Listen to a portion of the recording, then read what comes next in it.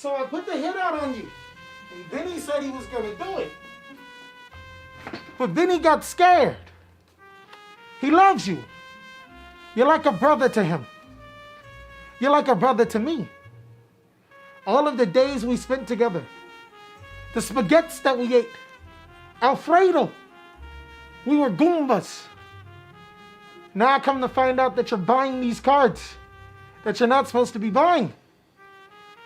And most importantly, you haven't checked up on him. How's Squamata doing? What's going on with y'all, big dog? And wait, it makes me look cool. All right. I guess since you asked how's Squamata doing, I'll take it off. But today, Benny actually told me that there were some cards that you were buying. Why are you buying these cards, dog? I've already told you. We only buy cards when they skyrocket in price. We only sell cards when they plummet in price. Isn't that how it's supposed to go? Today, I'm going to be telling you about some cards that you should not buy. But don't take my advice. You know, I have never been right ever a day in my life. It's not like I told you Destiny Hero Dasher wasn't going to reprint. Don't listen to me. With so many variables, I just don't think that any of these cards are good buys right now. Not only will I be telling you the cards, I'll be explaining why. So let's start talking about them. So I know you've been looking for this sauce, and as a true Italiano, I'll be able to tell you about the cards that you shouldn't be buying. The first one that we're going to be talking about is Aluber, Jester of Despia. I know, the card that I told you to buy before it skyrockets in price, I'm telling you to completely avoid. Why? Now, I know I may seem a little loopy, but actually it's extremely explainable. When I first told you guys to buy Aluber Despia of Jester, this card was a $30 Yu-Gi-Oh card. Now, Aluber is $80 whole a pop. And why? Well, Structure Deck Albaz is coming out next year, but that's where the problem lies. Structure Deck Albaz is coming out next year. Right now, people are buying into the Despia hype, and I really can't blame them. Despia is an amazing Yu-Gi-Oh deck that I actually did a deck profile on. But if you don't have Aluber right now, I think now is the perfect time to wait. Not only do we know that Aluber is getting a reprint in the 2022 Megatins, we also know that in a little bit of time, Aluber will be significantly cheaper, allowing you to pick them up a little bit before the Structure Deck and a little bit after this price hype. Sometimes the good Italiano move to do is to do nothing. Seriously. So it may feel like I'm really giving this card bad press. I mean, as much of a liquid is, it is a solid Yu-Gi-Oh card. Don't play crickets, it was a good pun. Elemental Hero Liquid Soldier is a Yu-Gi-Oh card that allows you to special summon a hero monster from your graveyard. This card was really good for the Elemental Hero strategy because it allowed you to fuse into the ever so powerful Elemental Hero Absolute Zero. And then you can match change your Absolute Zero into Mask Hero Acid to be able to Harpy's Feather Duster and Raigeki your opponent. Now there's Lightning Storm. I'm not saying that's the reason that you should avoid Elemental Hero Liquid Soldier. I'm saying that its $60 price tag is definitely a reason to completely avoid this card. I actually even made a Gauntlet series paying heroes against some of the top Yu-Gi-Oh decks, and we wound up dropping Elemental Hero Liquid Soldier because it wasn't a critical piece. Now, could you still run Liquid Soldier inside your deck? Of course! But if it's not an essential piece, why pay over $60 for it? I mean, ironically enough, instead of using that $60 on a Liquid Soldier, you can use that money and just add a little bit more to get a Destiny Hero Destroyer Phoenix Enforcer, and that is the reason why the deck is really good right now. Now, if I could paint the weather, I would say that it's partially cloudy with a little bit of chance of snow. That was actually an amazing pun, don't tell me any different, as a card that you should avoid is Weather Painter Cloud and Weather Painter Snow. Now, the Weather Painter Snow is extremely important to the strategy, allowing you to essentially reinforcement of the army and place Weather Painter spell or trap cards to your spell and trap card zone. I can see why one would think that $31 for this card is definitely a steal right now. And then there's Weather Painter Cloud, allowing you to recur 2 Weather Painter spell or trap cards into your spell and trap card zone. That can be huge, especially since the deck can easily get Weather Painter cards on its own right to get those cards off.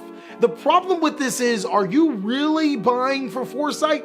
Because if you were, you probably should have bought these cards a long time ago when they were next to nothing. These two cards are all hype right now, and the hype isn't even warranted. They haven't even seen competitive success in the OCG. We just know, or think we know, the card is really, really good on paper. There are a ton of Yu-Gi-Oh cards that seemed really, really good on paper. Echo, you better not put that card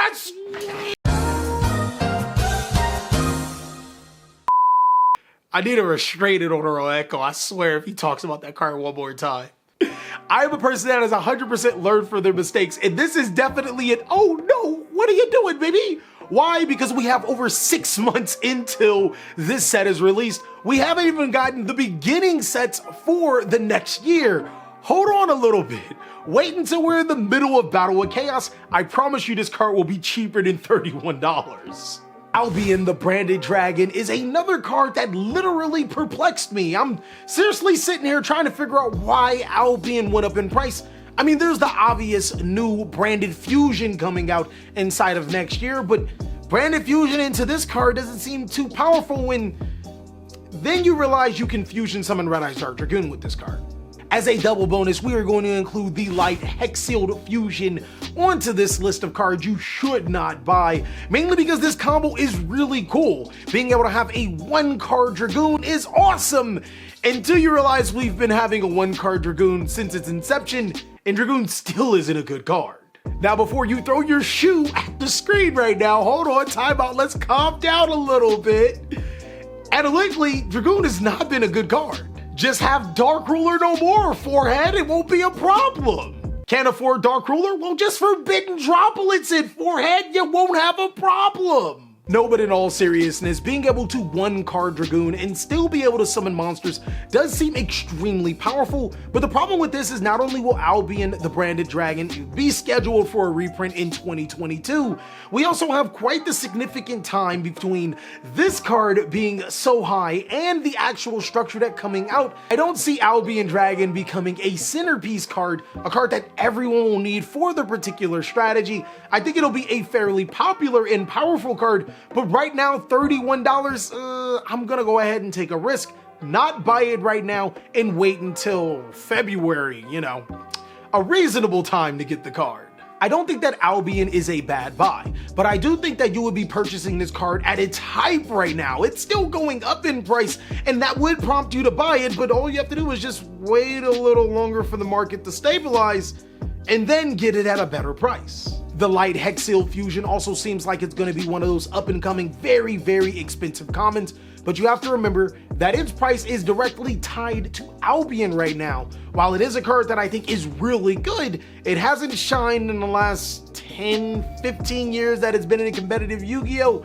I don't think that Albion is going to be the centerpiece why this card will be very expensive.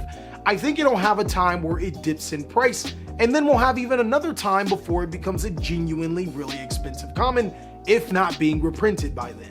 And the last card, which is genuinely an oh no, what are you doing, baby? This is your Ghost Sister in Spooky Dogwood moment. This is your you will definitely regret this day if you make this ridiculous move. This is you're gonna look back and be like, damn, TheCaliEffect was right. Do not, and I mean do not buy Skill Drain Dual Terminal. Skill drains all across the board have been on a rise, and players feel that it might come off the forbidden list. Now, I was definitely riding that skill drain, hopium, copium, dopium train last format, but not this time around. No, say no to drugs. I'm not. You got some skill drains that you're looking to get rid of? Logical me is saying that skill drain is not coming off the forbidden list. Hopium me is saying skill drain is one of my favorite trap cards of all time, and it's coming off the forbidden list. Sometimes even me myself, I have to fight the urge between logical Cali and just go ahead and do it, Cali. And more often than not, the other Cali wins way too many times. But the big reason why I'm telling you to completely avoid dual terminal skill drains. You remember when that video I said cards that you should sell before they plummet in price? And I mentioned the Hidden Arsenal skit?